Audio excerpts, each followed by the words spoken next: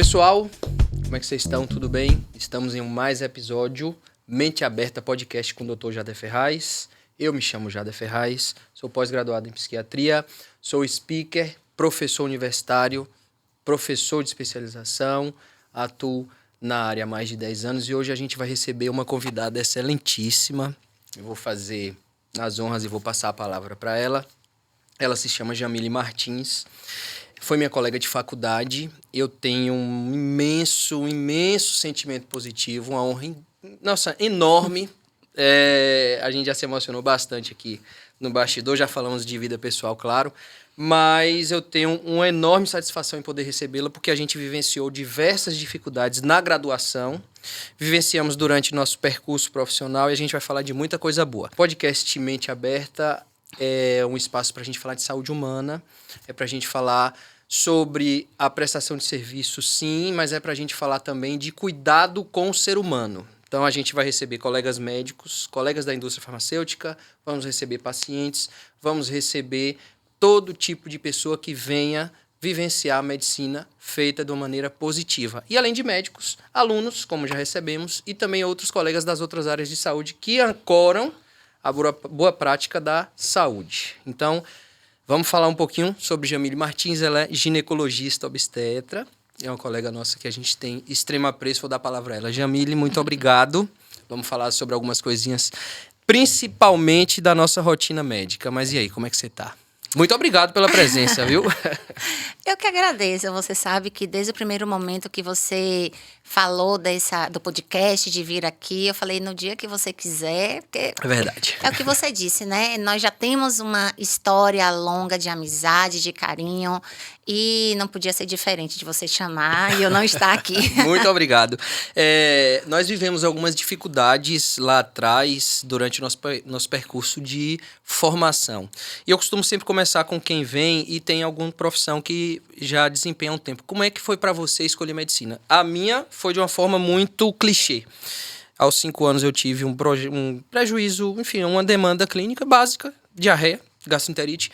Fui ao médico e vi aquele homem vestido de branco e disse, eu quero ser isso aí. Porque ele escreveu no papel e aí... E você ficou bom. Eu fiquei bom. Minha mãe, é isso que eu quero pra mim, claro. Porque foi, assim, uma memória afetiva que me traz um sentimento muito bom. Infelizmente, ele já é falecido. Mas a medicina me encontrou já nesse momento. Claro, muito antes, mas a minha primeira memória foi em relação a isso. Eu quero ser isso, independente de quanto valha, de quanto seja difícil, enfim. Como é que foi pra você? Eu, como uma boa libriana, indecisa. somos dois. E eu não escolhi medicina logo de cara, não. Quando foi chegando ali, que na nossa época ainda era 3º ano, né? Ali perto de fazer o vestibular, eu estava muito em dúvida. Eu queria muito engenharia. Eu sempre gostei muito de números, de física, de matemática. Então, assim, zerava as provas de exatas. E eu não me via fazendo outra coisa além de alguma coisa da área de exata. Sim. Mas, como também na nossa época, ainda tinha muito aquele clichê de que só são boas as profissões de medicina, de direito e de engenharia. Sim. E fiz vestibular para medicina e para engenharia. Não querendo passar em medicina, Sim. Passei em engenharia, comecei a cursar engenharia, fiz 7 semestres de engenharia. Aí, por problemas que eu sou do interior, por problemas dessa questão de família, tive que voltar para o interior. E depois, aí voltei para fazer enfermagem, porque eu estava tentando fazer medicina. Falei, não, agora eu quero fazer medicina, que agora eu descobri o que é medicina. Sim. E tentei... Fiz vestibular e passava em tudo menos medicina. Passava em odonto, unifísio, uninutri, tudo menos medicina. Comecei a cursar enfermagem e aí veio o ProUni, um programa do governo que você conseguia fazer com uma bolsa. E como eu tinha estudado com bolsa, me candidataram, não fui eu, me inscreveram. Sim. E passei em primeiro lugar. Falei, nossa, eu acho que é um destino, né? Sim. E por coincidência, meu aniversário é dia 18 de outubro, do médico, eu falei, é o destino, eu fui predestinada para isso. E daí, então, verdade.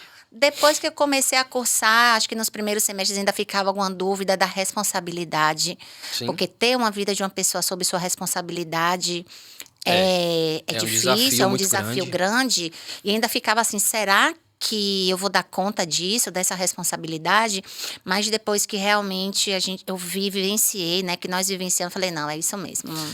Era pra ser. Pra gente dar sequência ao plano e a nossa conversa, eu sempre peço isso, que eu tô novo ainda, tô começando ainda, tô engatinhando ainda nesse percurso. Gente, por favor, curte, compartilha, comenta, encaminha pra quem você gosta, pra quem precisa ouvir sobre esse papo que a gente vai falar sobre saúde. Jamília é especialista em ginecologia e obstetrícia e desenvolve uma série de outros trabalhos. E tem um deles que a gente, por vezes, a gente faz um bate-bola juntos, que a gente vai falar mais à frente, que é muito importante para a sociedade como um todo. É um detalhe bastante interessante que é desenvolvido com muito amor, porque a gente precisa sinalizar financeiramente há outras coisas que a medicina premia a gente. Então, é feito com afinco e com tecnicalidade, duas coisas que a medicina exigem realmente que a gente faça diariamente. Mas aí a gente decidiu fazer medicina e aí a gente cursou isso junto. Em algum momento você se deparou com a segunda escolha. Vou fazer o quê? E aí, como é que foi? Porque eu não fui alcançado pela medicina psiquiátrica. Eu pensava em fazer cardiologia, depois pensei em fazer anestesiologia. Não gostei tanto do plantão da anestésio quanto da vivência cardiológica de perder o paciente. E aí eu me deparei com clínica geral e a partir de um certo momento que eu percebi que psiquiatria era outro horizonte do que a gente vivenciou na graduação, percebi que era o que eu queria e hoje eu amo cuidar de gente. E eu sei que você também. E aí, como é que foi essa escolha? Também indecisa até a última hora. Eu sabia bem o que eu não queria. Bem característico. Eu sabia bem o que eu não queria. Algumas especialidades, não porque eu achava a especialidade ruim, mas que eu não teria um psicológico para lidar com algumas situações rotineiras. Por exemplo, pediatria. Sim, somos dois. Oncologia. Exato. Hoje eu trabalho com a oncologia de uma forma indireta, que eu trabalho num hospital que ele é predominantemente oncológico, mas eu não estou ali na assistência todos os dias. Sim. E isso me causava emoções que eu não gostaria de ficar vivendo isso. Sim. Uma coisa é você trabalhar uma vez, atender casos pontuais. Mas para aquilo ali da minha rotina, eu sabia que eu não queria. E eu sabia que eu queria alguma especialidade que me trouxesse também a oportunidade de fazer procedimentos ou cirurgias. Eu não queria ficar só com clínica. Sim. E aí, dentre as opções, você, como meu colega na época, né, de nossa turma, vocês Sim. que meio que me direcionaram. Sim. Por que você não faz ginecologia? Eu falei, mas macho, acho que macho é mais legal, macho é mais minha cara. Não, você é a cara da gineco, da obstetrícia. Acho que por conta do nosso internato, Sim. acho que eu me destaquei um pouco na área da obstetrícia, né, da nossa equipe. E aí Salvou você falava muita assim, gente. falou, não, você nasceu pra isso. Eu falei, vocês acham? Então vou. Aí deu certo. Ótimo. E aí, durante esse seu percurso de construção de carreira, finalizou o período de residência e decidiu iniciar a prática em si, que é dividido em dois blocos. Ginecologia, que é esse cuidado com a mulher, e obstetrícia, que é o cuidado durante a gestação e pós-gestação ali, que a gente chama de puerpério, né? Como é que foi para você esse início de caminhada aí? O caminho natural Sim. da maioria das pessoas que faz a residência de ginecologia e obstetrícia é seguir na obstetrícia. Sim. Por conta da oportunidade dos plantões. Sim. Porque é muito difícil você sair de uma residência e você já se destacar no meio profissional. E, no meu caso, por coincidência, estava inaugurando um hospital aqui em Salvador dedicado a patologias ginecológicas, que eu comecei como plantonista, então eu já comecei na ginecologia. Também ainda dava alguns plantões de obstetrícia, mas assim, era quinzenal. E acabou fazer também pré-natal, também quinzenal, mas a ginecologia foi me absorvendo. Eu fui vendo realmente, nessa época eu ainda pensava em fazer uma residência de masto, mas a ginecologia me preencheu. Sim. Me preencheu que eu falei assim, eu posso fazer outra coisa, eu posso fazer masto, é legal? É legal. Mas, poxa, eu tô tão preenchida, por que eu vou uma coisa que tá me fazendo bem, que eu tô gostando, que eu tenho prazer em fazer, que eu me sinto realizada? E aí não saí mais. Sim. Gente, Jamile, ela é uma grata surpresa na medicina, porque a gente comentou em relação a isso, eu pedi a ela uma porcentagem em bastidor, mais ou menos quantos por cento você é só médica? Sou médica, uns 30%. Então vamos lá, ó. Ela é, hoje, diretora técnica do Hospital Estadual da Mulher. Isso é enorme. Eu também fui diretor técnico de uma instituição privada. E a gente ter a responsabilidade debaixo do braço sobre os ombros de várias famílias, de vários colegas, de várias profissões, além deles, dos pacientes, é algo muito grande e muito potente, tanto do ponto de vista de carreira quanto do ponto de vista de desgaste emocional, porque são pessoas que dependem de nós. Sim. Então, tem a diretoria técnica do Hospital da Mulher, tem o que mais? O serviço AME. O serviço AME, exatamente, a gente vai falar sobre ele com mais detalhe. E, além disso, você decidiu abrir uma instituição própria. Vamos falar de cada coisa, porque 30% da gente é só assistência. Isso. E aí, como é que funcionou para você chegar nesse bastidor médico? Geralmente, diretoria, estava comentando isso inclusive com um colega nosso, funciona, pelo menos na minha vivência, da seguinte forma. A gente gerencia a parte do bastidor íntimo do hospital e orienta os colegas além de liderá-los. Então, qualquer mudança assistencial, ela é desenvolvida, pensada internamente e orientada para que os colegas pratiquem. Então, você, assim como eu, nós vivenciamos tanto o lado assistencial, alguém era diretor para que a gente fizesse assistência. Sim. Quando nós alçamos a carreira da diretoria médica, a gente passou a estar desse outro lado, orientando a assistência. Como é que foi essa mudança de chave? Você começou como plantonista, e aí? Sim, comecei como plantonista, daí acabei atendendo muitas pacientes em situação de violência sexual, porque lá é um serviço que é porta aberta para Sim. mulher em situação de violência sexual, mas aquilo me inquietava, porque eu queria fazer mais, eu me identificava de tipo, como é que chega uma mulher, se fosse eu, qual é o atendimento que eu gostaria de receber? E daí eu fui sendo percebida por outras pessoas que surgiu o convite para ser coordenadora desse serviço. Sim. Então, o Serviço AME, eu sou coordenadora desde 2017. Durante esses... Amanhã vai fazer 8 anos o Hospital da Mulher. Sim. E nesse tempo eu fiquei alguns meses afastada, porque eu voltei para o interior e depois retornei. E aí daí eu fui para essa coordenação. Mas antes disso, o que é o serviço AME? Essa sigla significa o quê? Então, o AME, ele não Sim. tem nenhum mnemônico, né? Sim. Nós fizemos uma votação no hospital, porque antes era Serviço Integral de Atendimento à Mulher em Situação de Violência Sexual. Mas para você falar isso tudo, é Incomoda, grande. sim, claro. E você identifica, né? As pessoas são revitimizadas, e aí a gente tinha que ter um nome. Sim. E E daí o nome é fizemos acolhedor, afetivo, um né? acolhedor, Claro, já fizemos- basta todo o sofrimento que aquilo traz para a pessoa e para o familiar. Para o família e para quem atende, E pra porque quem não atende, é claro. fácil. Sim. E daí fizemos uma votação no hospital mesmo, interna, e esse nome ganhou e aí ficou. Sim. E aí foi o primeiro serviço integral de atendimento à mulher em situação de violência sexual aqui na Bahia. E como o Hospital da Mulher ele é um hospital estadual, a gente atende não só pacientes aqui de Salvador, mas pacientes de toda a Bahia, a partir de 12 anos, cis ou trans, mulheres cis ou trans, a gente atende. Eu me lembro de uma conversa nossa, isso me marcou muito. Você me pediu ajuda em relação a isso. Como a gente faz um trabalho em relação ao comportamento humano, psique, essa coisa toda. Como é que eu faço? O que é que eu faço para dar suporte, amparo assistencial para essa pessoa que sofreu violência? Pessoal, muita gente sofre violência sexual ainda. Infelizmente, por mais que a gente bata nessa tecla, por mais que a gente fale sobre isso, infelizmente é uma rotina ainda pessoas sofrerem violência sexual, independente da idade e do gênero. E aí, eu me lembro bem dessa nossa conversa, você me pedindo auxílio em relação ao que fazer no ambiente público. A gente atende em CAPS, eu sou ainda médico e recentemente consegui ingressar de forma efetiva, então, né, conseguimos alcançar o concurso público e a gente atende SUS ainda, com esse foco, com esse interesse de cuidar de fato de quem mais precisa. E aí lá você me trouxe essa demanda, provavelmente já pensando em estruturar em relação a isso. Como é que funciona? Alguém sofreu uma violência. É importante falar sobre isso, porque isso é muito delicado. Como é que isso tudo é estratificado em relação ao atendimento? Sofreu uma violência sexual, buscou ajuda no Hospital Estadual da Mulher, é isso? E aí? É uma das poucas causas que é porta aberta no Hospital da Mulher. Então, violência sexual, qualquer mulher que passa por qualquer... Violência sexual é porta aberta, pode ir qualquer dia da semana, qualquer horário, que a gente funciona 24 horas por dia. Sim.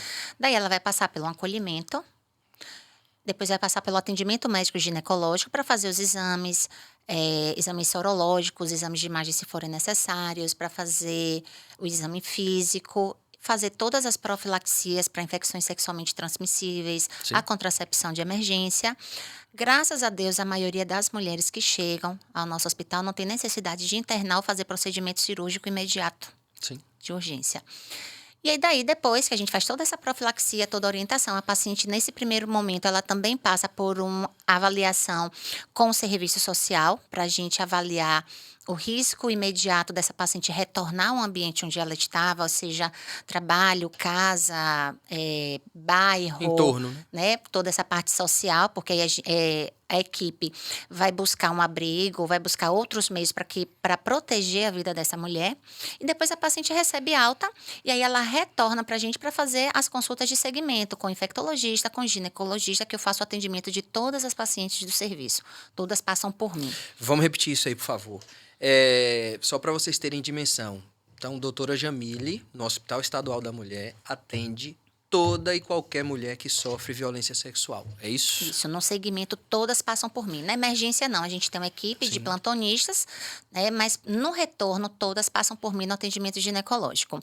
E aí a gente tem também uma equipe psicóloga, serviço social, o infectologista, temos também uma assessoria jurídica. Sim. Então, toda essa parte assistencial, integral, administrativa, jurídica. a gente tem lá no hospital para a gente fazer. Dá pra gente tentar detalhar um pouquinho o que seria essa violência sexual, para que o pessoal que está nos assistindo entenda? Então, a violência sexual, ela pode ser tanto com a parte de contato físico, o estupro em si, que é o que a maioria das pessoas entendem como violência sexual, mas ela também pode ser outros tipos de violência que às vezes são imperceptíveis. Muitas mulheres, inclusive casadas com cônjuges, passam por tipos de violência sexual sem saber o que é. Então, por exemplo, se você tem uma relação consentida com seu parceiro, com uso de camisinha, e no meio do relacionamento ele tira a camisinha sem informar, isso é um tipo de violência sexual. O assédio é um tipo de violência sexual. Essa violência que a gente vê comentando de metrô, de ônibus, de homens, de roçarem, de gozar, de se masturbarem, isso é violência sexual. Proibir a mulher de usar contraceptivo, isso é violência sexual. Querer que a mulher aborte, isso é uma violência sexual. Então, a gente tem de todas essas formas. Agora, para o atendimento lá, da parte de saúde de doença, que é o objetivo do hospital, a gente atende para os casos de estupro mesmo, que a gente quer prevenir as doenças, né? O HIV, as hepatites, a sífilis e a contracepção para evitar uma gravidez decorrente de um estupro. Certo. E durante esse processo assistencial, qual o maior desafio que você vê nisso aí? Porque a gente já falou um pouco sobre isso, há um sofrimento franco de quem sofre violência, claro, mas a gente que trabalha desse lado a assistência, a gente também se conecta com algum nível de sofrimento. E aí, qual é o fator dificultador que você enxerga? O fator dificultador é o atendimento. Porque eu sou mulher. Sim. E como você falou, não tem classe social, não tem idade, não tem local, não tem... Ninguém está livre. Sim. E eu atendo todas as pacientes, então eu sei todos os casos das pacientes que passam por lá. E às vezes eu me pego pensando assim, isso pode acontecer comigo. Sim. Eu posso estar em um lugar, pode ser no estacionamento, pode ser em um carro, em um transporte. Em qualquer lugar. Em qualquer lugar. E a qualquer momento. E a qualquer momento. E isso que, às vezes, isso é o que é o mais difícil, porque a depender da área da ginecologia que eu estou atendendo, porque lá no hospital tem a parte da ginecologia, ela é bem setorizada para otimizar o atendimento e a cirurgia da paciente. Mas na violência, eu atendo a quantidade menor de pacientes, porque são consultas mais demoradas. Sim. Não é específico cirúrgico, que você já sabe o que é que vai fazer, você já tem um protocolo. E você fala, poxa, tipo, você conhece, tem mãe, tem irmã, tem namorada. Então, assim, a gente vive rodeado por mulheres, independente da pessoa. Somos criados por elas, né? Grande parte. Né? Todo mundo tem mãe. Mesmo que não tenha em vida, por qualquer motivo. Mas somos rodeados por mulheres. E ainda bem. Graças a Deus. Sim. E a gente fica se pensando, tipo... Como é que eu vou evitar me expor a uma situação de risco? Sim. E isso, para mim, é o mais difícil. Durante o percurso da diretoria técnica, tem essa parte do serviço AME. Como é essa outra rotina da diretoria? E aí, como é? Pronto. Funciona? A diretoria é delicado porque é um hospital enorme. Então, a gente tem números de verdade surpreendentes que a gente... já alcançou todos os 417 municípios do estado da Bahia. Então, a gente tem em todas as cidades, pelo menos uma paciente que já foi atendida e operada pelo Hospital da Mulher. ou com tratamento oncológico quimioterápico. Sim. E é um hospital enorme. É, se não me engano, o maior hospital de Norte e Nordeste dedicado a patologias ginecológicas femininas. E aí você fica naquela questão de você já foi gestor de unidade privada, só que a gestão do hospital público é diferente porque você tem um limite Sim. financeiro. Sim. Você tem umas metas, você tem indicadores e você tem que fazer o melhor que você consegue com aquilo. Sim. E fazemos. A gente chama isso de cobertor curto. Mas na Isso. iniciativa privada a gente tem também. Diferente, claro. O que eu Sim. percebo de discrepância é que as coisas na iniciativa privada quase sempre são mais céleres. Sim. Então, e flexíveis às vezes. Mas o fator primordial, no meu caso, eu tive muita sorte. Então, o patrão, o dono, estava lá junto conosco. Então, além de quem assinava o cheque, quem tomava as decisões empresariais, norteadoras da empresa, esteve conosco. Então, isso era um fator facilitador. Por exemplo, a gente precisa dar suporte assistencial ao paciente e o plano de saúde tem algum tipo de entrave. Essa decisão não é só assistencial, porque a assistencial está tomada, tem que internar neste caso. Só que se a gente não tem o aval da administração, a gente entra na zona de barreira, é uma zona fronteiriça assistencial. Precisa, se a gente não internar, tem um risco, inclusive, de morte.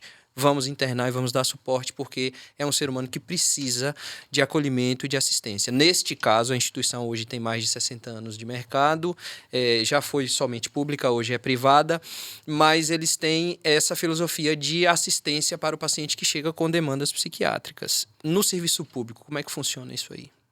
Então, no serviço público, o que eu vejo muito de diferente, né? Como eu tenho também a clínica privada, Sim. que o que aperta em um lado, na clínica privada, eu posso suspender Manejar. temporariamente, remanejar, fazer alguns ajustes, mas para paciente, principalmente paciente oncológica, Sim. né? A doença, e como o hospital lá, ele é eminentemente cirúrgico e oncológico, então não é uma coisa que você pode ficar esperando. Não dá Né? tempo às vezes. E tem algumas especialidades, algumas coisas aqui na Bahia que só o Hospital da Mulher tem. Por exemplo.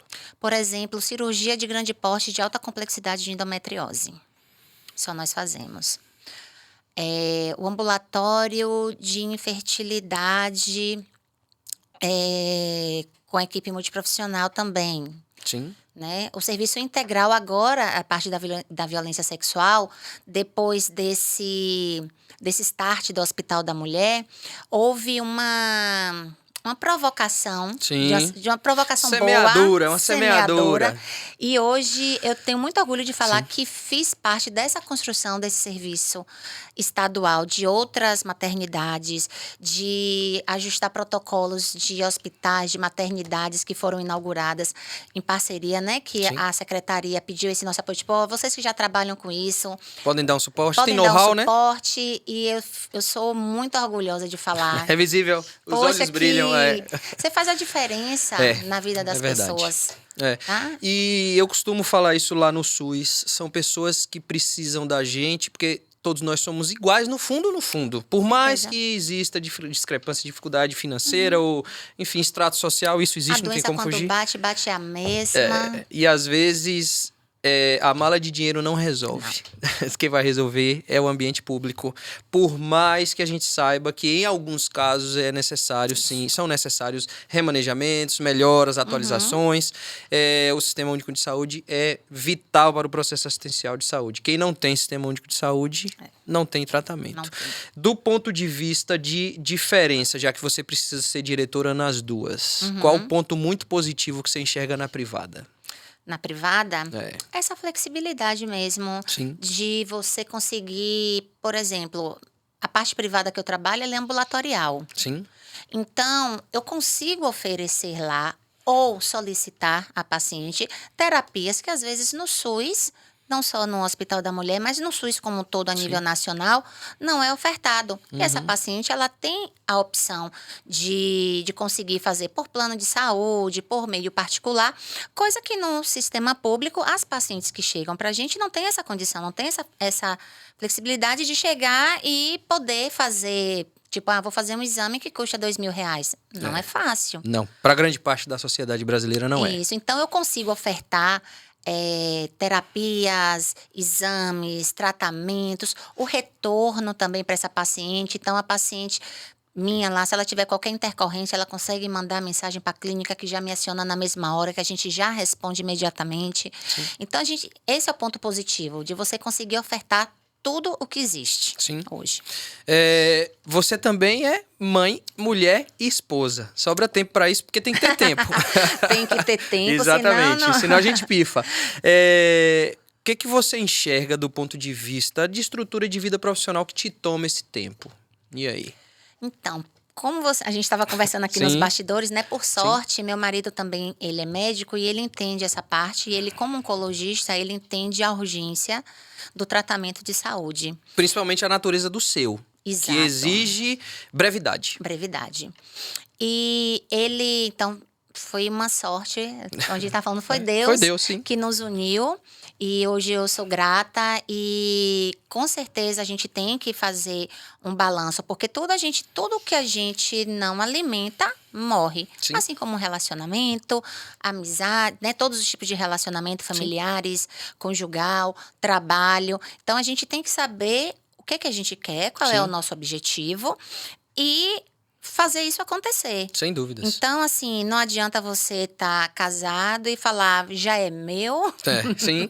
Tomar aquela propriedade, Isso. a posse da outra pessoa e falar, você tá casado, você casou comigo sabendo que eu ia trabalhar assim. Agora, tipo, espere, fique subserviente a mim, que isso não existe. Não existe. Então, a gente tem que dedicar tempo a tudo que a gente se propõe a fazer. Assim como no trabalho, Sim. né? Porque a maioria das pessoas que, se não for trabalhar, vai ser demitido. Sim. Relacionamento é a mesma coisa. Então, a gente tem que ter um tempo. Tem que separar um tempo de qualidade. Com certeza. Isso, tempo de qualidade. Isso. Do ponto de vista, falando de novo da parte que você faz no AME, do ponto de vista seu, qual o fator de maior dificuldade que você enxerga de outras instituições não aderirem ou de não possuírem? Porque isso é algo exclusivo nesse momento do Hospital da Mulher. Ou já tem outras instituições. Isso. Mas do ponto de vista de relação com outras instituições, porque você vai precisar de outros braços assistenciais. Você vê alguma dificuldade de aceitação? Não. Nosso relacionamento com as outras unidades, que temos parcerias com muitas unidades daqui de Salvador, é muito boa. Sim. É muito estreita. Então, assim, quando eles precisam, eles entram em contato com a equipe. Quando a gente precisa, a gente entra em contato. A gente consegue dar esses feedbacks. Isso é uma coisa muito positiva. E a gente conseguiu construir esses laços realmente procurando as unidades, nos apresentando. Sim. Então, assim... Demanda ativa, né? Indo e batendo na porta. E eu acho que foi uma coisa histórica que existia... Eu acho não, foi. Alguns serviços que... O que é que vai atender violência sexual? Não, é só o aborto legal. Mas a paciente vai chegar lá... Porque o procedimento em si é coisa técnica, parte mais fácil. É mais simples. Mas e lidar com a paciente que chega lá com 5 camadas de roupa, uma paciente que não vê a luz do sol porque ela tem medo de sair, como é que você trata isso? Você vai chegar lá, vai dar um remédio, pronto, meu amor, vai embora? Então, por isso que ele busquei aquele apoio, né? De como fazer, intermediar isso, de como atender, porque... São pacientes que desenvolvem muitos transtornos mentais, inclusive com ideações suicidas. Sim. Na sala, na nossa frente, algumas pacientes já cursaram com episódios desse tipo. E a gente, graças a Deus, o nosso hospital é um hospital de médio para grande porte. E a gente tem toda a retaguarda hospitalar, cirúrgica, clínica, para a gente conseguir... manejar isso. Mas, historicamente, não tinha. E aí, depois, houve provocações. Tipo, por que um hospital consegue fazer isso? Tipo, olha, é possível fazer isso. Sim. Por que os outros não estão fazendo? E aí, foi estudando, foi tendo provocações. E hoje, aumentou muito. De sair, assim, sei lá, de 4 serviços que fazia atendimento para mais de 20. Você falou que é um serviço que funciona 24 horas, 7 dias por semana. Para quem nos assiste, como é que alcança? Vamos supor que a pessoa acabou de sofrer uma violência. O que ela tem que fazer passo a passo? Porque é algo vivenciado por muita gente. E a gente precisa saber de uma forma muito transparente, clara e objetiva. Faz como? Objetivo. Passou por uma situação de violência sexual, de preferência, vá direto ao Hospital da Mulher com menos de 72 horas, porque é o prazo que a gente consegue fazer todas as profilaxias que existem. Então, é só ir. Então, para as outras demandas do hospital, cirúrgico, regulação, existe uma lista única, existe uma regulação, existe uma central estadual de regulação, mas para a violência sexual é porta aberta, é demanda espontânea. Então, você pode ir sozinha, você pode ir acompanhada, você pode ir a hora que você quiser, você pode ir encaminhada pela IML, pela UPA, pelas delegacias especializadas, da forma que você chegar lá, você vai ser atendida. Parabéns. Parabéns, porque a gente vê o brilho nos olhos e a gente vê o seu sentimento de indignação quando você fala sobre isso e a paciente não recebe o devido tratamento, porque a gente sabe que grande parte acaba por não receber, porque nem todo mundo tem disponibilidade de vir, já que é na capital. Sim. Você falou que há outros braços assistenciais. Sim, Dá pra gente citar alguns? Você lembra assim?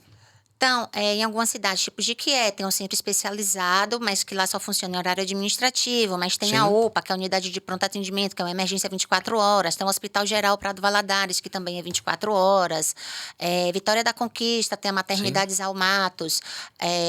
Ilhéus, Itabuna, não me recordo o nome do hospital, mas tem também. Porque a gente tem um grupo, um GT de trabalho, Sim. que tem a Defensoria, tem Ministério Público, tem secretarias, tem as delegadas e tem representantes de todos esses municípios onde já tem atendimento à mulher em situação de violência sexual. Ótimo. E tem uma outra pergunta, a parte muito boa de quando a gente traz uma convidada ou um convidado que sabe muito bem o que está falando, é que é tão transparente que qualquer pessoa consegue compreender. Então, já vou parabenizar de novo pelo nível seu de entrega em relação a isso.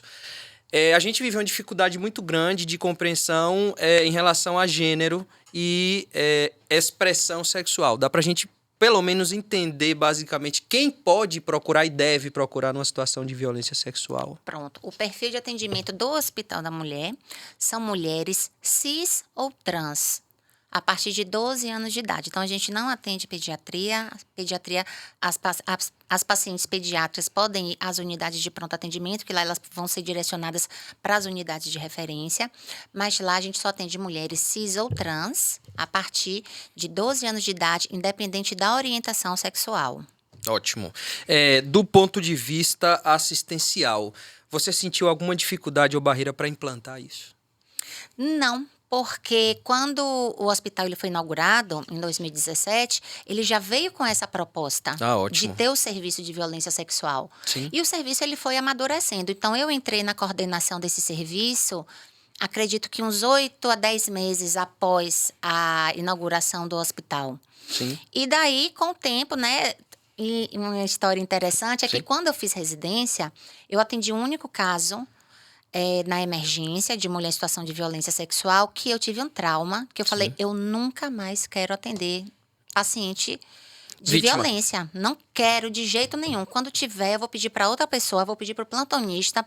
Porque te tocou, né? Me tocou a forma como foi o atendimento, porque eu não via isso na residência. Sim. Então, inclusive, assim, hoje no Hospital da Mulher tem residência de ginecologia, eles conhecem o serviço, mas na maioria das residências em ginecologia não faz parte você atender, como é que é um protocolo? Sim. Né? Então, assim, como é o protocolo de um atendimento de uma paciente com sangramento uterino anormal?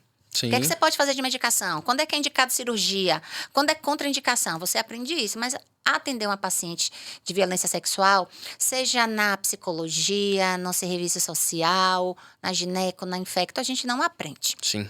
E é um fator muito complicado porque a prática exige que a gente saiba. Sim. E não é uma coisa que você pode fazer de qualquer forma. Você tem que fazer da maneira correta.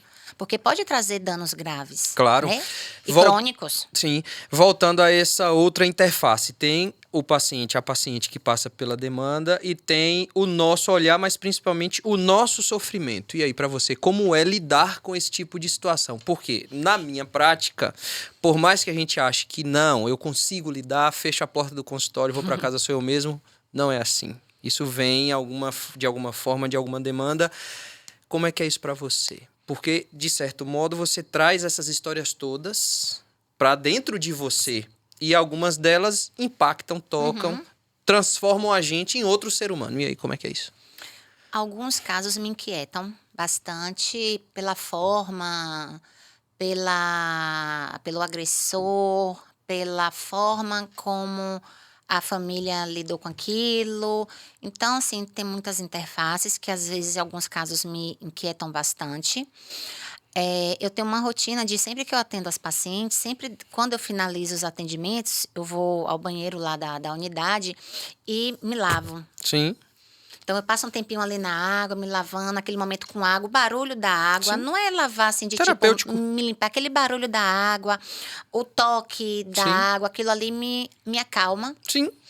E também... É sua linha de defesa. É a minha linha. Sim. Isso. E como eu trabalho, né, faço a gestão desse hospital que é gigante, então também aparecem várias outras demandas que às vezes eu não consigo ter tempo para Eu sei. viver aquela inquietação de Sim. forma plena. Então, Precisa às virar a vezes, chave. aí você já vira a chave, porque ali você precisa resolver uma outra demanda, você precisa programar cirurgias, você precisa ver o que é que você tem em tela para regular, porque são outras pacientes que também precisam Sim. de sua intervenção. Então, isso é de uma maneira muito dinâmica. Então, assim, eu tô aqui, já tô... E tem outro ponto que eu acho que você deva vivenciar também. A gente tem que estar bem para o outro. Sim. Então, por mais que a medicina seja uma área que nos premia financeiramente muito bem, eu não conheço ninguém da nossa área que esteja mal financeiramente se não tiver uma estrutura, porque qualquer pessoa pode ter desavença financeira, basta gastar mais do que ganha, basta ter um padrão de vida maior do que pode ter. Mas, em geral, se todo mundo viver de forma estruturada, dá para você ter uma vida extremamente confortável. Sim. Então, dentro deste horizonte, tem o outro lado da moeda, que é estar sempre muito bem. Sim. Eu preciso estar no meu ambiente de trabalho disponível para atender o outro que está me procurando, que está numa demanda emocional, no meu caso, né? Emocional, psíquica, psiquiátrica, negativa. Isso, para mim, é um fator muito rico. Por quê? Quando eu confronto o meu problema pessoal com quem está me falando algo, porque a gente é um ser humano dinâmico, meu problema pessoal fica bem pequenininho, ou às vezes Com certeza. e é resoluto só naquele diálogo. Então, recentemente eu passei por uma situação como essa, de um paciente me trazer uma demanda que ele vivenciou em relação a um problema realmente grave, né? Ele é bancário e sofreu vários assaltos. E nesse sofrimento de assalto, ele teve a sensação de quase morte, porque o bandido chegou a tentar realizar o ato e a bala mastigou no revólver. Ali... ali, qualquer problema que eu tivesse, deixou de existir. Nossa, porque verdade. ele relatou, ele não conseguiu dar sequência à carreira, a gente o afastou. Qualquer problema fica menor quando você tem diante de si a possibilidade de não viver mais. Sim. E uma coisa que me deixa muito satisfeita é saber que eu faço bem o que eu faço. Sim, E é que eu faço a visível. diferença Sim. na vida delas. Então, assim, eu tive um momento que eu precisei, que eu saí Sim. da coordenação, que eu voltei para o interior, e aí eu fui convidada a retornar. É muito comum, é muito comum. Tipo, e aí, Volta, venha, já tá na hora, já deu esse descanso. venha pra cá, a gente Sim. gostou de você. Dá você, pra dar um jeito. né? Inclusive, como eu falei, né? Quando eu entrei no serviço de violência, foi porque me observaram e, tipo, não, ela tá sabendo o que faz. Aí, quando eu entrei, eu achava que eu não sabia nada. Mas é E muito aí comum. vai, estuda, vamos pegar manual, vamos fazer capacitação. E eu tenho plena consciência. Então, assim, eu sou grata porque eu sei o que eu estou fazendo. Sim. Então, hoje eu não tenho dúvidas numa condução de nenhum tipo de caso das pacientes. Tem muitos casos desafiadores, Sim. né? Mas eu não tenho dúvidas de como que vai ser a condução. Do ponto de vista assistencial falando mesmo, você vê, partindo delas, algum tipo de dificuldade de lidar com isso? Do ponto de vista, olha, sofri a violência, estou aqui, mas eu não quero que isso dê sequência a nenhum ato fora daqui. Por exemplo, a pessoa que realizou a violência é do meu convívio e eu quero continuar esse convívio ou não. Bastante. Já tem muitos. Que eu recebo isso também.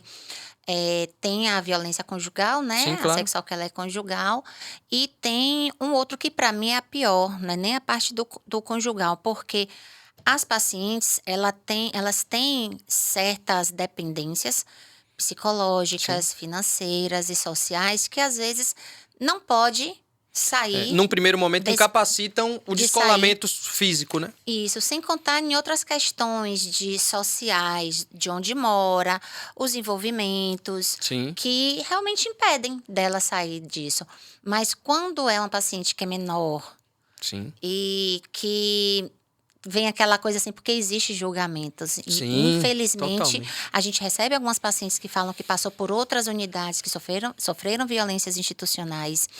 E aí você conseguir ganhar a confiança daquela paciente, dela falar assim, não, aqui realmente é diferente, vamos manter esse acompanhamento. A gente faz busca ativa quando a paciente ela não comparece às consultas.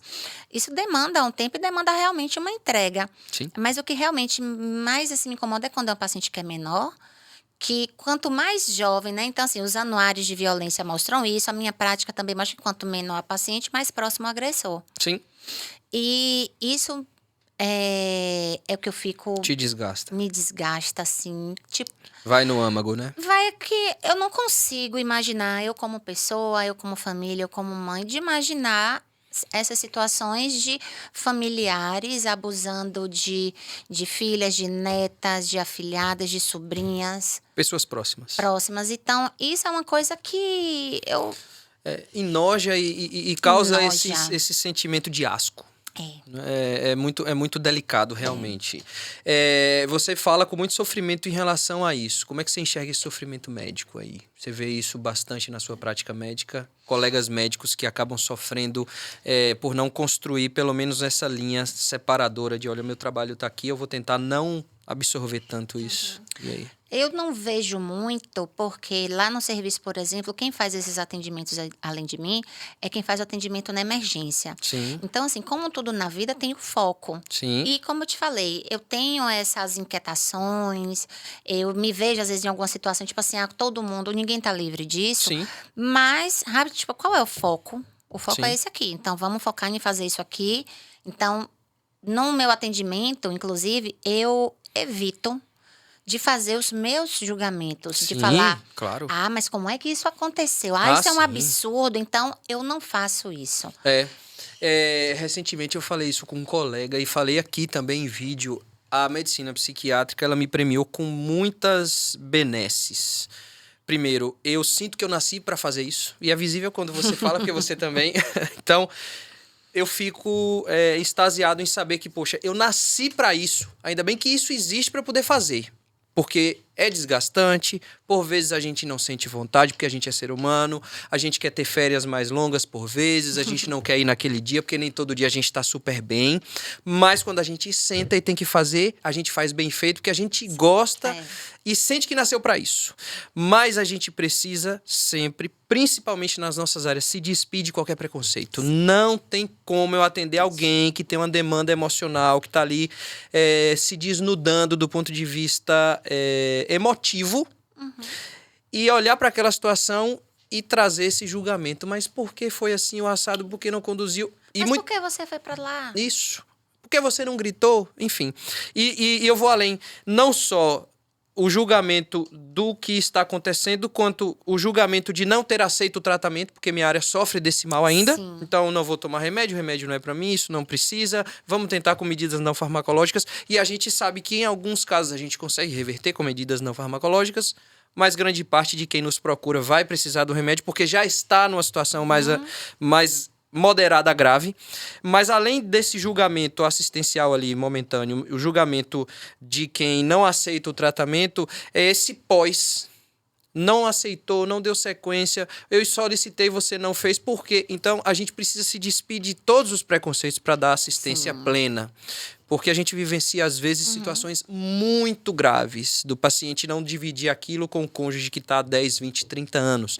Ou não dividir com um familiar que está em processo de relação há 50, 60 anos. Ainda tem estigmas, né? Algumas patologias tem muito, mas eu sempre, independente, meu atendimento, ele é igual, o tratamento que eu dou às minhas pacientes, tanto no serviço público quanto no serviço privado. Sim. E eu sempre divido a responsabilidade.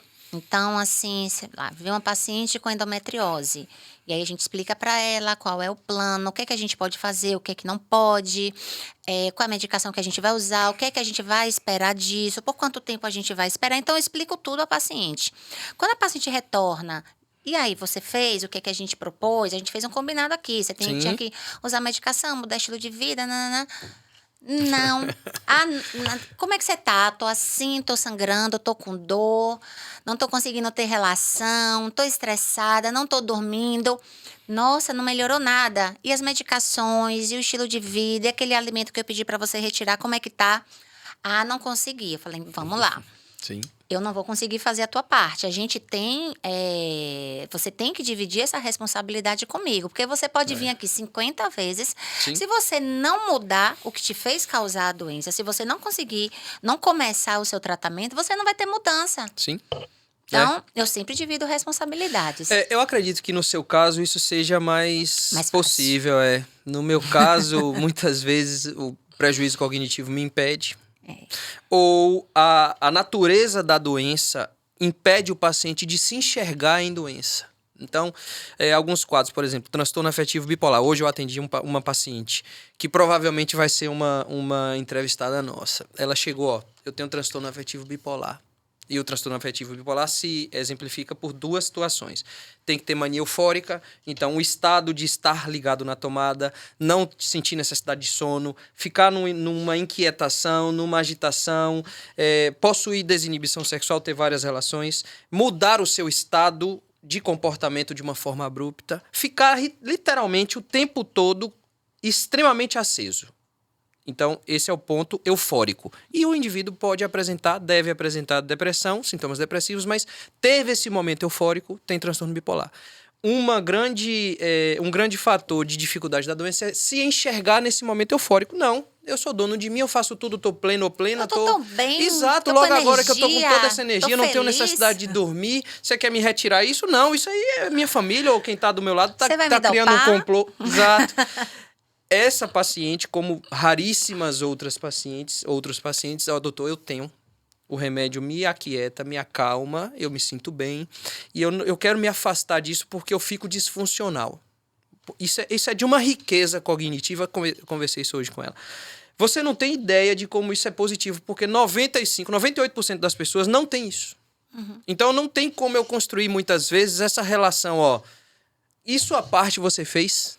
Eu preciso voltar a cavar mais fundo, sentar, explicar. Fibromialgia é outra área, é uma zona bem delicada. Então, o paciente está ali meses, anos, numa condição de dor crônica, de tristeza, de melancolia, de ciclos negativos. Então, quando isso a gente consegue construir, facilita. Pânico, ansiedade, a gente até consegue. Toque também a gente consegue, mas algumas doenças não. Do ponto de vista de carreira, o que você não fez que você tem vontade ainda? Porque você já fez muita coisa. Nada. E docência, nunca pensou?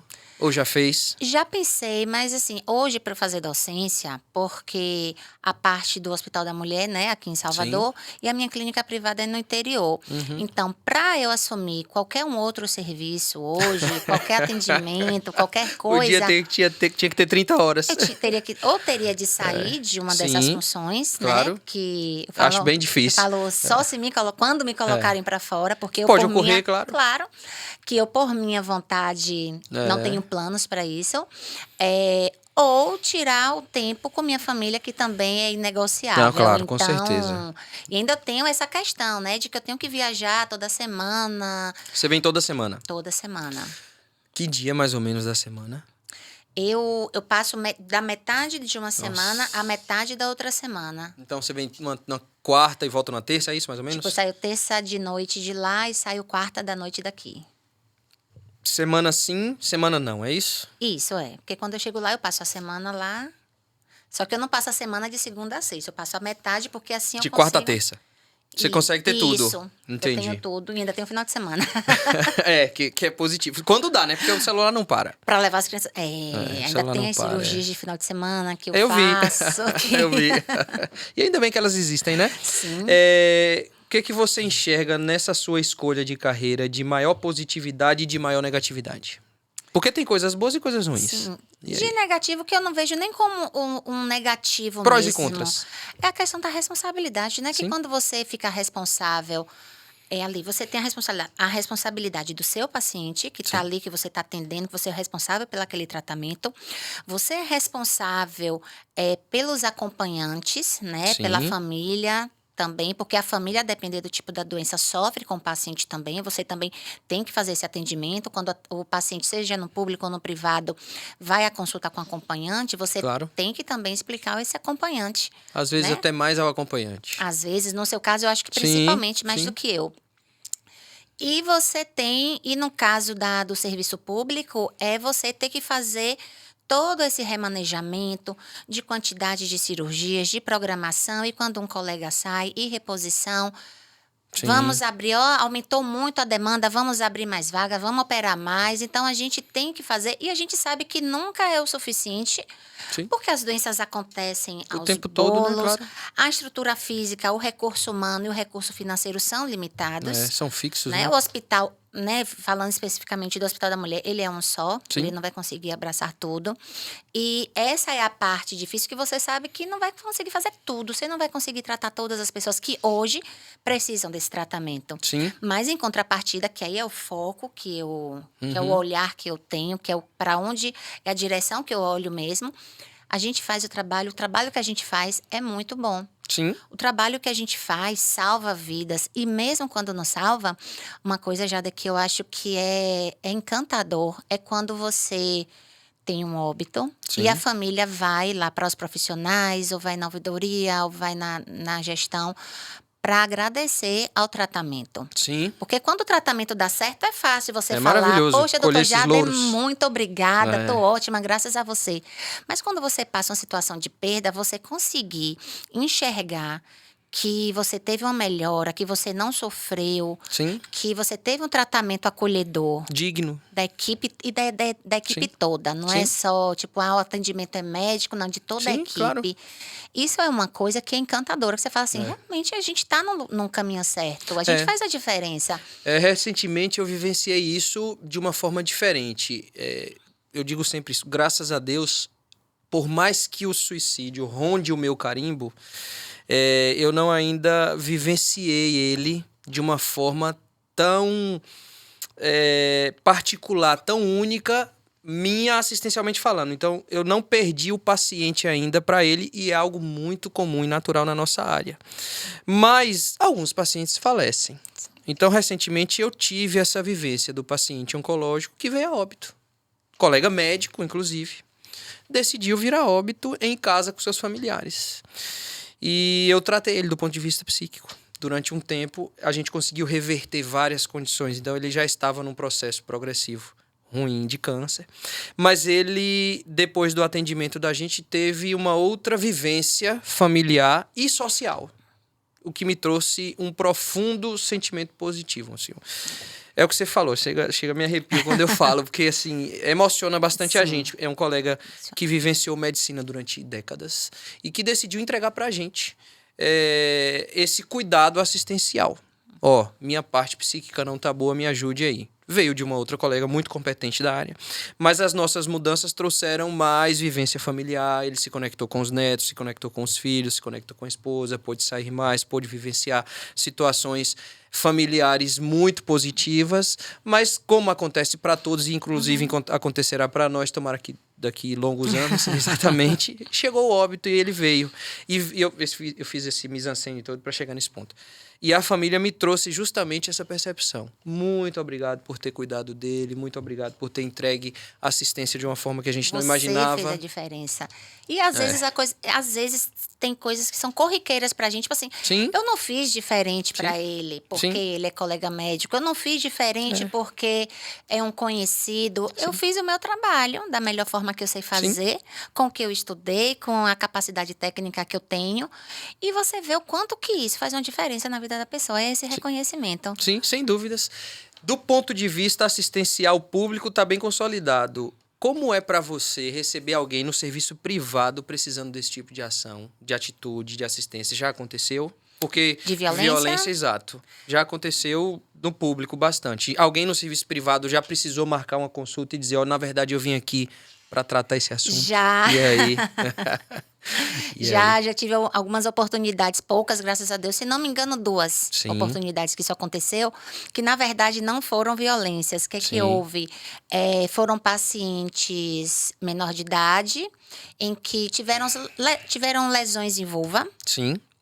Mãe viu lesão, falou, alguém abusou. Sim. Fato. É esperado, né? E aí, acho que talvez buscando violência sexual no Google, talvez encontrou o Hospital da Mulher, achou a clínica. Sim. E aí foi bater lá num particular comigo. E aí, como foi? E aí atendi, né, a mãe falando o que aconteceu, e a mãe, assim, visivelmente desesperada. E uma coisa que acontece muito é tipo, Onde foi que eu errei? Como é que eu deixei isso acontecer? Como é que eu não enxerguei? E aí eu acolhi, principalmente a mãe, que a criança estava, tipo, acho que nem sabia bem o que estava acontecendo, por que estava lá. Sim. E era muito menor? 5, 6, 12, 10? Mais ou menos. Uma de 8 e a outra, acho que já era maiorzinha. Uma era de 6, outra de 13. Mas dava mais ou pra perceber menos. que a criança não tinha nem percepção em relação a Não, isso. tipo assim, talvez a mãe já tenha tido Sim. perguntado em algum momento, alguém lhe tocou, alguém fez alguma coisa com você? E a menina, tipo, não aconteceu nada. Tipo, por Sim. que eu tô aqui? Não aconteceu nada. Sim, e aí como foi que você solucionou? E aí eu avaliei a paciente e fiz alguns diagnósticos de exclusão. E aí eu conversei com a mãe da suspeita diagnóstica de que não era uma violência, eram úlceras por outra patologia. Sim, o que deve ter tranquilizado muito. De úlceras de Lipschutz, no momento é tipo... Não, tipo assim, eu tô vendo. Sim. Tem lesão. Isso aqui é só no meu tempo. Isso aqui. Sim. Sim. Mas aí, graças a Deus, ela confiou, acompanhei. Expliquei para ela, mostrei o porquê que não era, Sim. como é que a gente dava um diagnóstico. Mas também, primeiro momento, sempre, todo caso a gente trata como caso real, Sim. né? Caso suspeito ou confirmado, ele vai ser sempre tratado da forma como se ele realmente acontecesse. Sim. Porque, inclusive, já tem pacientes que chegam que não sabem se aconteceu violência. Sim. Tipo, eu estava numa festa, Sim. eu bebi, eu me droguei, ou alguém me deu alguma coisa. Acordei em casa, no hotel, na rua, com minhas partes íntimas doendo, Sim. com secreção, e eu acho que eu fui estuprada. Sim. Aí eu vou esperar essa paciente provar que teve estupro para eu fazer um tratamento, para eu fazer uma profilaxia, vou esperar ela engravidar. Ou desenvolver a potencial doença. Isso. Então, todo caso suspeito ou confirmado, a gente trata como se realmente houvesse o caso. E aí, depois disso, a mãe se tranquilizou? Tranquilizou. E tipo... talvez virou paciente, provavelmente. Talvez tenha virado paciente. As duas. Aliás, as 4, né? vou trazer. Vou trazer. Acontece Você faz muito. tal coisa? Eu vou trazer minha irmã aqui para marcar com você. Como é que a gente acha você? É importante a gente falar pra quem tá nos assistindo. E aí, como é que a gente acha a doutora Jamile Martins? Porque eu sei como é, né? Mas eu não vale, Você tem um né? WhatsApp. Exato. E aí? Como é que a gente acha a doutora Jamile Martins? E seria positivo a gente sinalizar isso para o pessoal, porque tem muita gente que tá assistindo a gente que provavelmente até vivenciou alguma demanda. Seja dessa, seja demanda ginecológica, claro. E aí? Sim. Então, só reforçando a questão da violência sexual, que a Por gente favor, trabalha com bem detalhismo, porque isso é muito importante. aqui em Salvador. Então, se você passar ou conhecer alguém que passe por situação de violência sexual, a partir de 12 anos de idade, mulher cis ou trans, independente da orientação sexual, o Hospital da Mulher está de porta aberta para você, não precisa marcar, não precisa ligar, não precisa de encaminhamento. Basta ir lá. Basta ir. Não Sim. tem feriado, não tem dia santo, todos os dias nós funcionamos. Sim. Então, para essa demanda, ela é porta aberta, né? Sim. No público aqui que a gente acompanha, que eu faço também atendimentos e cirurgias de esteroscopia. Sim.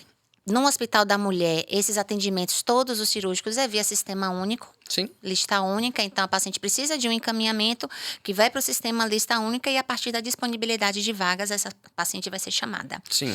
E no particular, lá na CLAM, que é a Clínica Almeida Martins, que fica em Jiquié. E é importante o clã. CLAM. Isso, exato. Isso. Uhum. Aí tem a questão fonética, né? Que Sim. é o clã de família. Bom também, exato. Né? Claro. Então, é o nosso clã, porque a gente trata paciente Sim, bem, é óbvio. né? É o que eu falava, eu já Aliás, fui... deveria ser óbvio.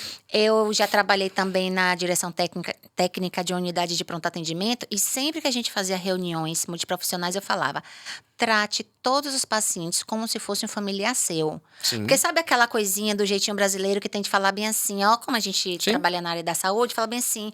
Ô, Jada, eu vou te mandar uma paciente, você tratar ela bem, atende ela com mais cuidado. Então, pra gente não precisar fazer isso, confie no trabalho do seu colega fazendo bem o seu. Porque quando a gente faz um bom trabalho, a gente é exemplo. Claro, sem Então, dúvidas. a gente é exemplo pra tudo, pra coisa boa também. Sim. Então, eu sempre falava isso, trate como se fosse um familiar. Então, vem esse clã Sim. fonético de falar de família, de acolhimento. E do clã do mnemônico da nossa família Sim, claro. mesmo, né? Do Almeida Martins, de nossa família. E a gente acha como é que faz pra marcar uma consulta? Então, para marcar consulta. É claro, sim. Lá no Instagram, você pode seguir lá, procurar Sim. o @clã com M, CLAM, ponto clínica. Sim. Lá tem o nosso WhatsApp, telefone fixo. Sim. E para seguir a doutora Jamile Martins, a gente acha ela onde, como? Então, o meu perfil do Instagram, ele é Sim. pessoal, mas ele é aberto, assim, eu não falo muito de saúde. Sim. Faço coisas pontuais, Sim. não trabalho ele de forma profissional, mas é o @dra.jamile. Ótimo. Onde é que você quer estar daqui a um tempo? Do ponto de vista pessoal e profissional. Eu quero estar no mesmo lugar, com as mesmas pessoas. Sim. Com minha família, com meus filhos, cuidando de mulheres. Sim. Que eu me encontrei cuidando de mulheres. E eu fico encantada quando eu vejo pessoas que têm notoriedade, que são famosas, falando de empoderamento, falando de mulheres, do local da mulher. E é aqui que eu quero estar, no mesmo lugar. Desempenhando de uma forma brilhante e, sobretudo, apaixonada. A sensação que você passa é que, não só paixão, amor. Porque paixão passa, né? Aquela paixonite de 2 anos e já passou de 2 anos, né? A paixão já passou. Já virou amor consolidado. Já. Do ponto de vista assistencial, você pretende fazer mais alguma coisa que você já não faça? Não. Já tá tudo bem estruturado, Eu tinha um desejo de fazer cirurgias de grande porte, de me especializar para fazer as videolaparoscopias, mas como é que eu me realizo? Com meu marido. Sim, é verdade. Então, hoje eu não preciso desempenhar isso, porque ele trabalha também lá na clínica. Então, as cirurgias grandes de endometriose, as videolaparoscopias, os úteros volumosos, todas essas coisas, nós fazemos as cirurgias juntas, eu entro com ele, eu auxilio, então não preciso... me dedicar, sair para se dedicar. Eu me realizo junto. Sim, claro.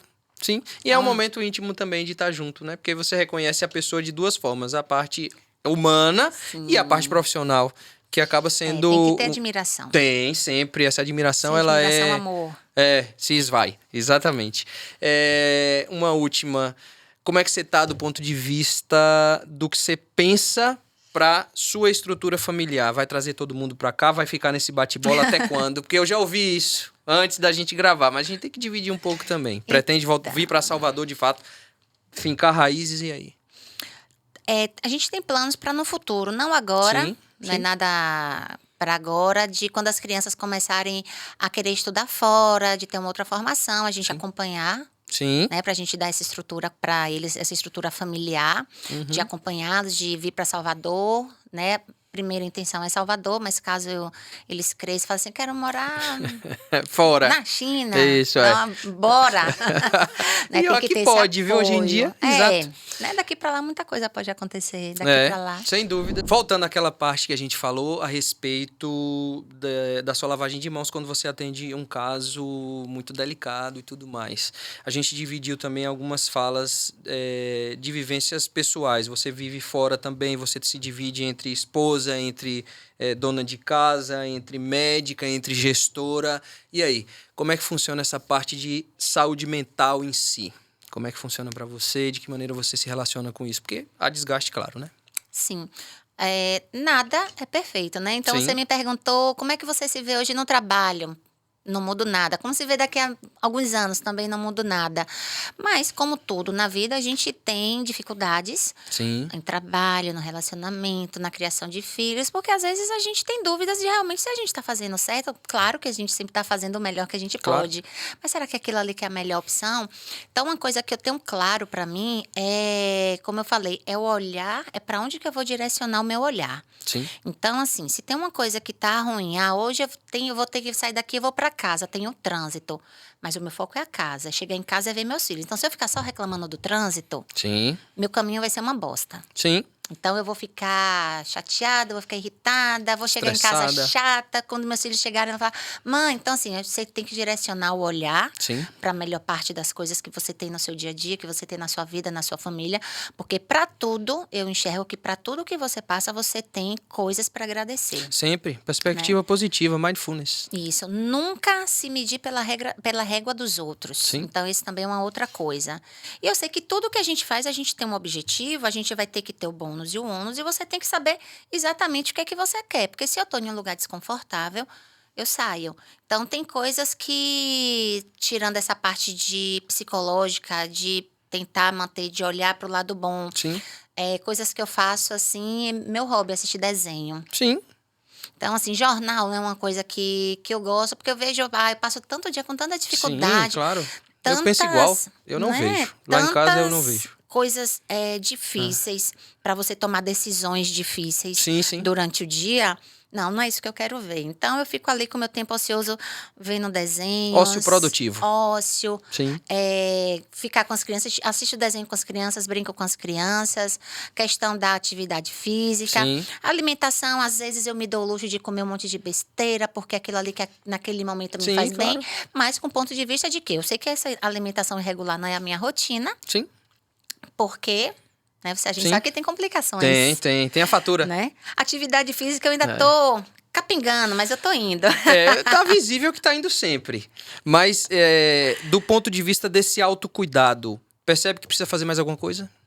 Tirar um tempinho mais pra mim. Durante a semana ou...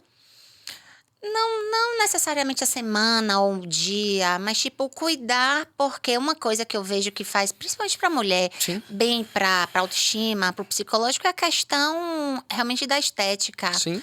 Então, às vezes, a correria é tão grande que é tipo, hoje eu vou lavar o cabelo ou vou botar as crianças pra dormir? Botar as crianças pra dormir, sem dúvida. Sim. Aí amanhã eu vou trabalhar com coque. Sim. Pra mulher é mais difícil, então, realmente. eu acho que eu preciso me dedicar, porque quando eu tenho, às vezes, esse tempo, eu tô tão cansada, eu falo assim, agora eu não quero mais, não. Procrastina, né? Deixa isso pra Aí depois. eu procrastino um pouquinho, aí Sim. eu preciso ter... Não, você vai. Eu acho que as demandas todas vão sugando a gente, vão absorvendo, e quando a gente Sim. percebe, a gente vai se colocando pra depois. Exato. E isso é muito perigoso, claro, sem Sim. dúvidas. Eu queria te agradecer. Eu preciso te agradecer diversas vezes. A gente já falou disso algumas vezes. A gente já vivenciou muita coisa. E... Caronas. Muito. Nossa! E é tão positivo, mas, sobretudo, não só a positividade, mas assim, eu me sinto tão feliz quando eu vejo alguém que caminhou junto nessa progressão de carreira assim, tão potente que a admiração ela só cresce. Então, parabéns mais uma vez.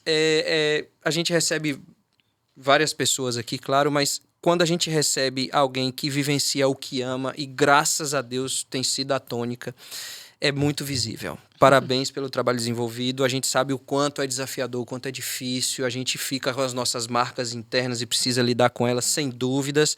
Mas eu preciso te parabenizar pela pessoa, pela mulher, pela profissional que você se tornou. Parabéns. Não vai chorar, senão eu choro também.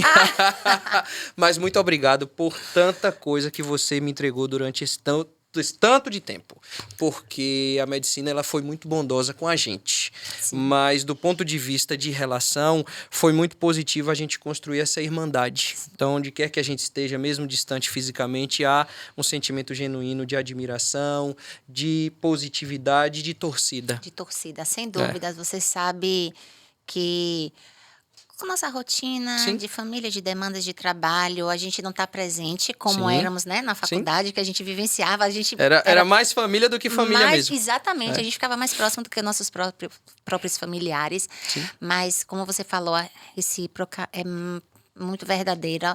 O quanto eu admiro onde você chegou, a pessoa que você é, quem você se tornou. E você sabe, a gente já vivemos isso, né? Então... Eu sei a sua história, você sabe a minha história, você sabe que para você precisar, eu vou estar disponível, o que eu precisar, eu sei que posso contar contigo também. Sim. E foi uma felicidade estar aqui com você.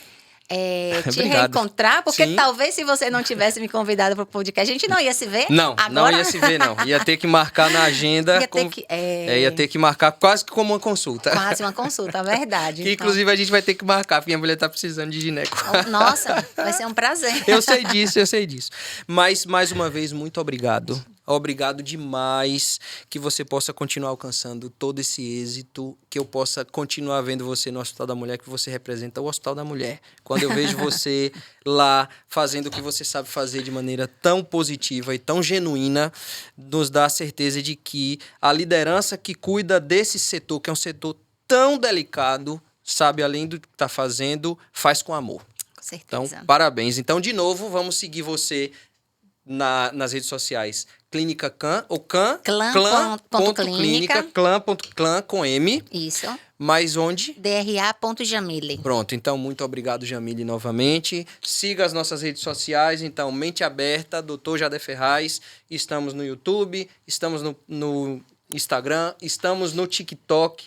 Vocês encontram a gente o tempo todo, cada vez mais, recebendo convidados que a gente tem apreço para falar de saúde humana, tanto colegas de trabalho, de profissão, de outras áreas, tanto alunos, pacientes e colegas de outras categorias profissionais, indústria farmacêutica, enfim. Obrigado mais uma vez, Jamile, pela presença. Tamo junto sempre. Beijo. Beijo. Obrigado.